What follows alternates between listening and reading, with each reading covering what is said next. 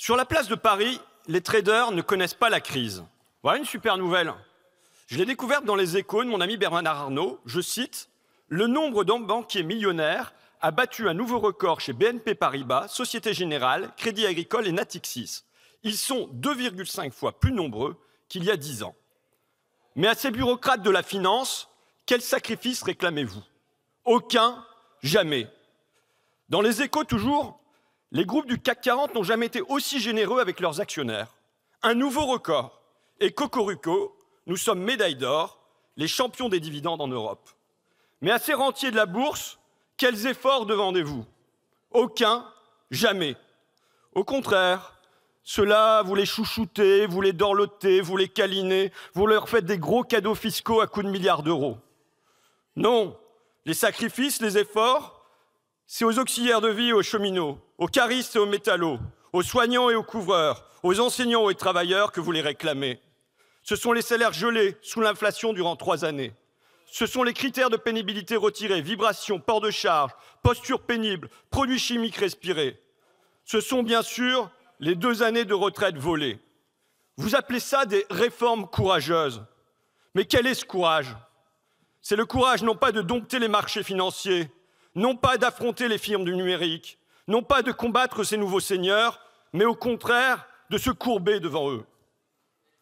Alors oui, il vous reste le courage d'aller contre les caissières et les infirmières, mais jamais contre les banquiers et les actionnaires, jamais contre les mécènes de vos campagnes électorales. Vous avez le courage d'être faible avec les forts et fort avec les faibles. Voilà votre courage. Vous avez le courage, surtout, d'une démocratie sans démos et même contre les démos. Car comment les imposez-vous, vos réformes? Sans courage, avec lâcheté. Vous les imposez en contournant le peuple, contre 3 à 4, 5 millions de manifestants, contre 2 tiers des Français, contre 80% des salariés, contre tous les syndicats unis, contre, nous allons se constater, grâce à nos camarades communistes, contre une majorité de députés dans notre Assemblée. Avec vous, pas de vote, jamais. Des 49-3, de l'obstruction, des conclaves. Vous biaisez, vous fuyez, vous enfumez. Vous êtes le gouvernement de l'enlisement. Vous enlisez le pays, vous enlisez la démocratie. Mais pour servir vos amis, jamais ça ne vous suffit. Déjà dans le tuyau, vous poussez une nouvelle réforme courageuse. Il faut, dixit Gérald Darmanin, il faut mettre fin au système par répartition et aller vers un système par capitalisation. C'est un cœur à 1000 voix. Édouard Philippe plaide pour, je cite, 15% de capitalisation. C'est chiffré. Chez les macronistes, vous planchez sur la sémantique. Je vous cite, capitalisation fait peur aux gens, pourquoi pas plutôt retraite par investissement?